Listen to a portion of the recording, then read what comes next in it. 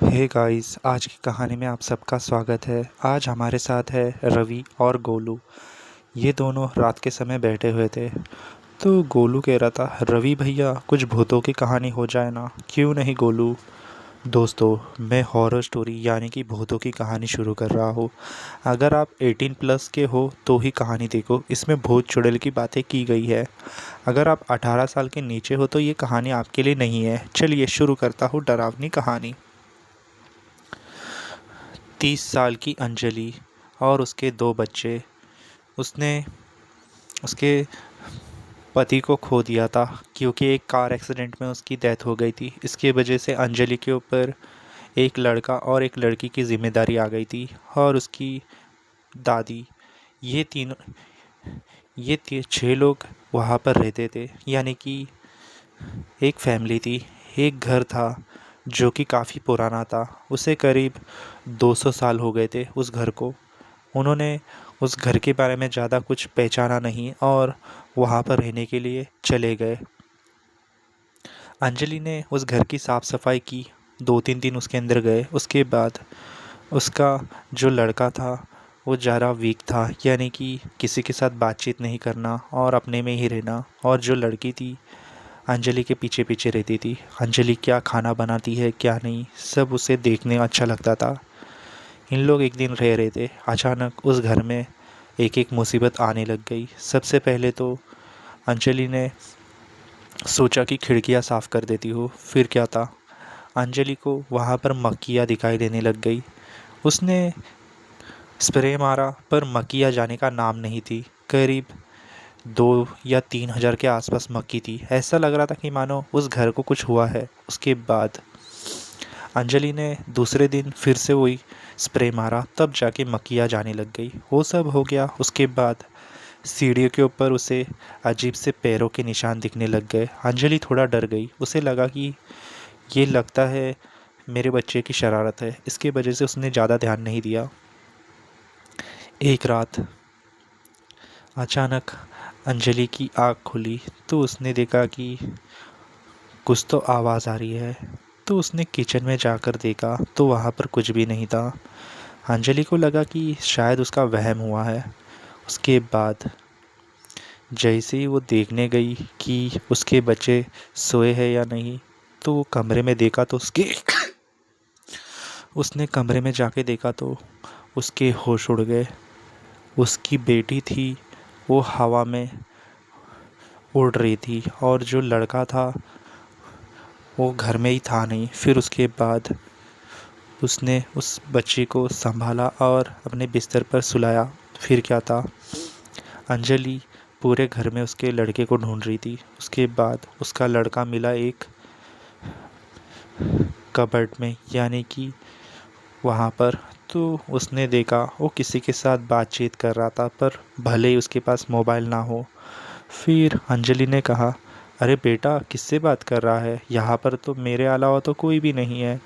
उसने कहा कि नहीं, यहाँ पर मेरा एक दोस्त बना है, मैं उसके साथ बात कर रहा हूँ। उसके बाद अंजलि के होश उड़ गए। उसका लड़का था। अचानक उसकी आंखें लाल हो गई और उसने देखा, कहाँ पर है तेरा दोस्त। तो उसने खाट के नीचे देखा तो वहाँ पर 2 आंखें इसके चमक रही थी। उसे देखकर अंजलि की चीख निकल गई। उसे समझ ही नहीं आ रहा था कि आखिरकार उसके साथ हो रहा क्या है। उसके बाद वो फटाफट जाकर अपने कमरे में जाकर लेट गई। उसने सुबह बात की दादी के साथ में। उसे ऐसा ऐसा लगा। उसके बाद उसके दादी ने भी कहा उसे भी एक काला साया दिखा था। काफ़ी भयानक लग रहा था वो। उसकी हाइट करीब 7-8 फीट की होगी। उसकी आंखें लाल थी और वो सीढ़ी के ऊपर से धीरे धीरे कदम चला रहा था। वो देखकर उन लोग हैरान हो गए। फिर क्या था, जो उसका लड़का था वो अपने कमरे में गया तो नॉर्मल था। उसके बाद जो उसकी लड़की थी वो हवा में फ्लिकर करने लग गई थी, यानी कि हवा में बिस्तर से उड़ रही थी।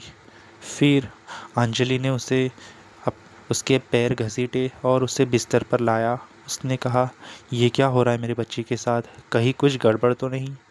उसे लगा कुछ गड़बड़ है। इसकी वजह से उसने सोचा लगता है मुझे कुछ ना कुछ करना पड़ेगा, नहीं तो कुछ गड़बड़ हो गई तो आगे रोक भी नहीं पाऊँगी। मेरे पास वक्त बहुत कम है। इसके लिए दादी को और उसने कहा, दादी क्या करते हैं, लगता है हमारा नसीब अच्छा नहीं है, यहाँ जो नहीं वो हो रहा है। सही कहा बच्ची, जब से हम आए हैं कुछ ना कुछ हुए जा रहा है। उसके बाद अचानक उसे लगा कि क्यों ना मैं किसी को मदद के लिए बुलाती हूँ। तो उसने एक चर्च में जाके 2 प्रीस्ट को बुलाया। तो उन लोग ने होली वाटर वहाँ पर छिड़का। उसके बाद उन्होंने कहा, आपका शक सही है, यहाँ पर आत्मा है। ये रूम करीब 200 साल पुराना है।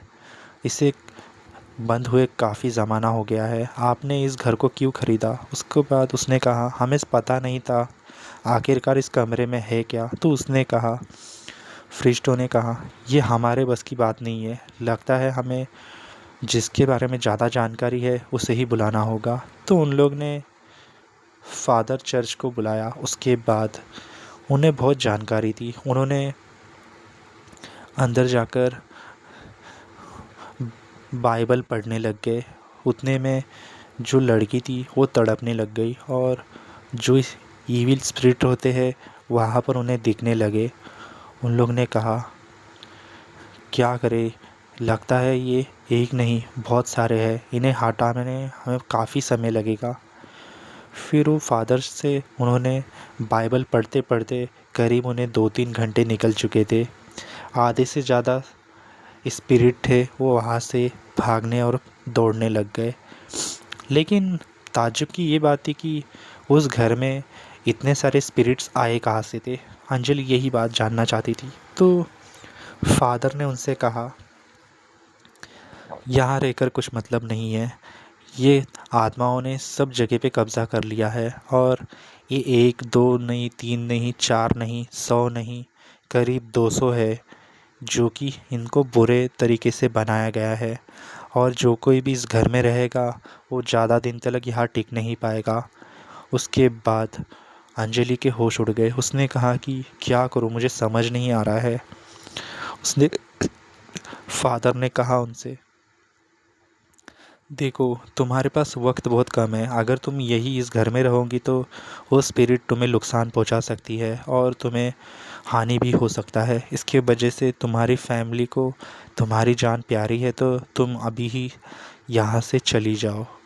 वाकई में ये घर स्पिरिट से भरा, यानी कि भूतों का है घर। हाँ, सही कहा। इस कमरे में करीब 9 फीट का कमरा है। इसमें करीब 200 या 300 के आसपास लोग बैठ सकते हैं। और तुम सोचो ना, इतना बड़ा कमरा किसी ने क्यों दिया होगा, वो भी आधे से ज़्यादा कम कीमत में। कुछ ना कुछ गड़बड़ होगा ही ना। आपने सही कहा, वो घर काफ़ी अजीब था। जब से अंजलि गई थी उसे समझ ही नहीं आ रहा था कि आखिरकार हो रहा क्या है। कहते हैं कि इस घर को 2011 नवंबर के टाइम पर इसको खोला गया था और ये फैमिली वही रहती थी। फिर उसके बाद 1 साल के बाद उस घर का कुछ पता नहीं। आज भी लोग वहाँ पर जाते हैं तो उस घर को सब लोग याद करते हैं। करीब 200 साल पुराना घर। कोई फैमिली रह रही थी, वो 1 साल के बाद उधर देखने गई तो घर वहाँ से गायब हो गया था। आज भी सब लोग, डर लगता है उन लोग को कि वो घर दोबारा से वापस ना आ जाए। तो गोलू, कहानी कैसी लगी? कहानी काफ़ी डरावनी थी। मेरे होश उड़ गए हैं। दोस्तों, क्या आपके होश उड़ गए? मुझे कमेंट्स में बताओ। हम अपनी मेहनत से घर लेते हैं लेकिन उसके जांच पड़ताल करनी चाहिए। कुछ तो नॉलेज होना चाहिए, जैसे कि आपने इस कहानी में देखा। ऐसे कई घर हैं जहाँ पर आत्माओं का कब्ज़ा है। इसके लिए घर लेना हो तो उसकी पूजा वीजा करनी चाहिए, तब जाके घर लेना चाहिए, ना कि हम जल्दी के बाजी में शैतान का काम। तो दोस्तों, क्या आपके पास भी ऐसी डरावनी कहानी है? अगर होगी तो आप हमें कमेंट कर सकते हैं। हो सकता है कि मैं आप सबके सामने लाने की कोशिश करूं। आप सबका सपोर्ट की मुझे काफ़ी ज़रूरत है। जितना जल्दी हो सके उतना सब्सक्राइब करो और लाइक करो, ताकि मैं आप सबके लिए ऐसी डरावनी कहानी लाने का मुझे मौका मिले। और दोस्तों, हम बहुत मेहनत कर रहे हैं, आपके सपोर्ट की हमें काफ़ी ज़रूरत है। यूट्यूब ने हमें रीच भेजने का भी बंद कर दिया है। आप सब हमें सपोर्ट करो ताकि हमें ज़्यादा रीच मिले और आप सबके लिए ऐसी डरावनी कहानी लाने का मुझे मौका मिले। तो देर किस बात की है, सब्सक्राइब करो और लाइक करो, शेयर करो, बेल आइकन दबाना ना भूले हमारी छोटी के वीडियो के लिए।